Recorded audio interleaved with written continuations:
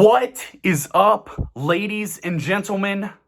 But most of all, you ladies out there, thanks for clicking on another episode of Break the Silence. I am your host, Cyborg.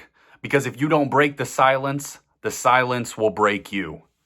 Let's get into it. We just watched a Drew League basketball game. And I don't know if you tuned in, but I sat down and I watched the entire game because it was finally some live basketball with some NBA players. We had LeBron James and Demar Derozan playing in the Drew League today. It's the first time LeBron has played since 2010. We've seen a lot of legends play in this game. Kobe's played in it. James Harden's played in it. A lot of guys like that in this Pro-Am league.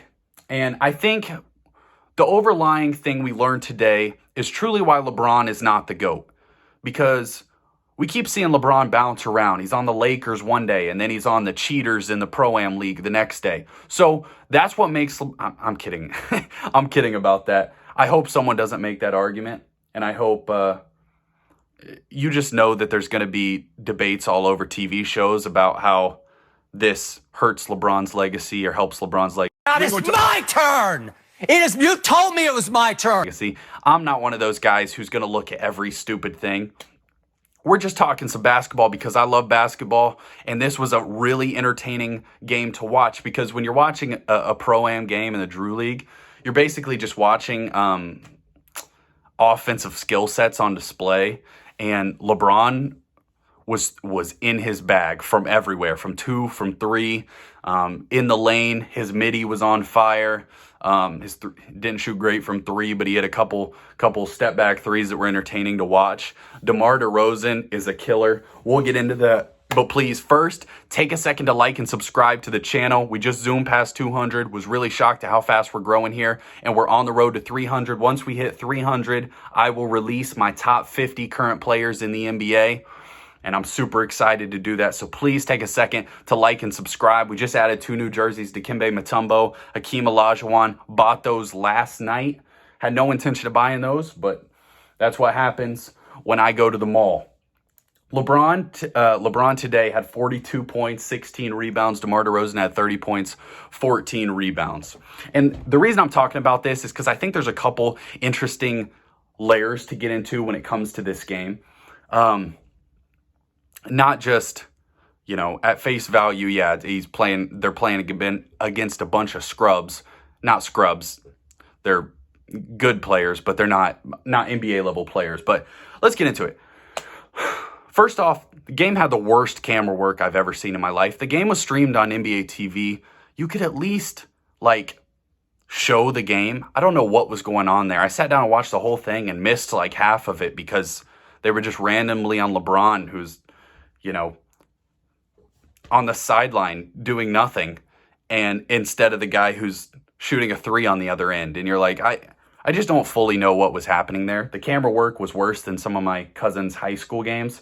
But when LeBron walked into that stadium, it's truly like the icon that LeBron has become when everyone's just reaching out, just trying to touch LeBron.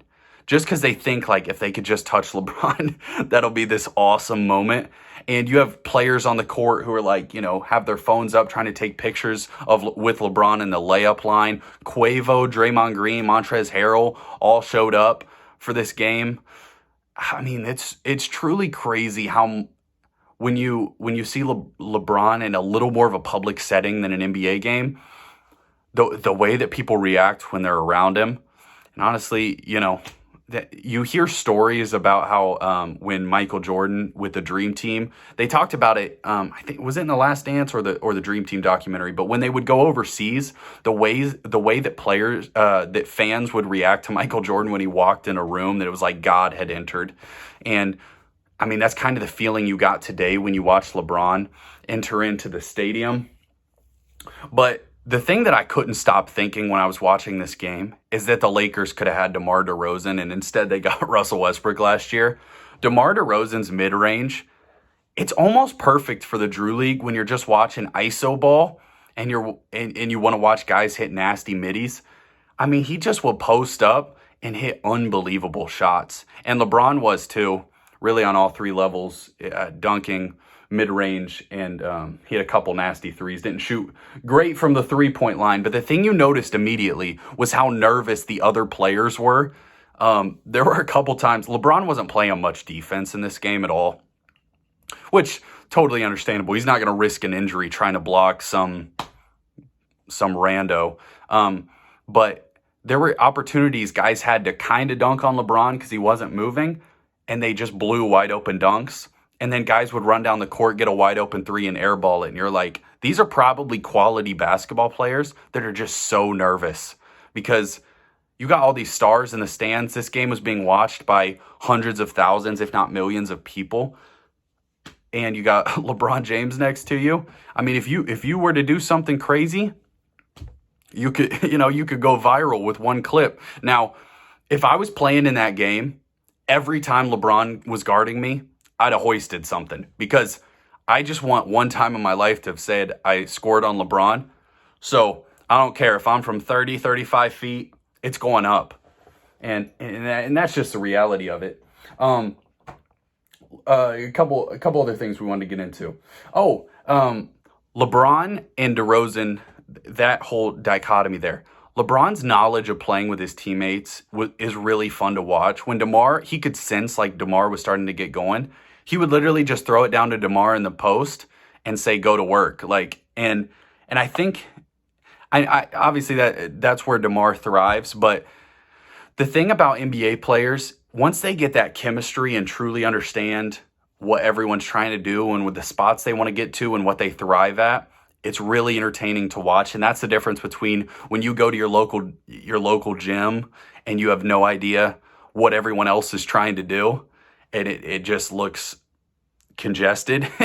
You're not sure how to play off of each other. And that's the difference between NBA players and why that chemistry is so important. Now, the other thing that we noticed, LeBron's mid-range, and he was primarily playing out of that mid-post area, which we heard Kobe talk about once he started to lose some of his athleticism, would start to play more from that mid-post. Your footwork matters a little more, and you practice those shots because when your athleticism goes, you got to learn how to still be a great player kind of in a little different ways than you used to. And that's what truly makes the greats, is being able to have multiple parts of their career that they were still great, even if their athleticism started to fail them. And you see, the difference is, and I'm not trying to hate on Russell Westbrook, but his athleticism carried him for so many years because he was so explosive. And then when he started to lose that, he became a massive liability. But with guys like LeBron, with Jordan, with Kobe, once their athleticism started to go away, they were still able to dominate the game in other ways. LeBron's a great passer. Kobe and MJ were such elite mid-range shooters, and LeBron is really becoming an elite mid-range shooter, and he's actually developing a nice three ball as well. But the other thing that I think is interesting to talk about is when you're comparing guys who are great to guys who are very talented, the difference can sometimes just be the love of basketball and truly loving the game. One of the things that concerned me, and I'll switch sports here for a second, Trevor Lawrence before that draft, he never sounded talking about how it wouldn't be the end of the world if football didn't work out. And you just have questions about, does the guy truly love the game? When you're looking at LeBron, Kevin Durant, Kyrie Irving, Kobe, you have a lot of these guys that just truly love playing the game of basketball, and they're playing it all the time. It's this middle of July. LeBron doesn't have to go out there and play in the Drew League. He doesn't need more social media followers. He doesn't need paid to go there. None of those things. He just loves the game of basketball and probably thought it was going to be fun to go out there and show off, some moves for a little bit. And I appreciate that. I love watching stuff like this, and people will try to hate on LeBron playing against guys that you haven't heard before.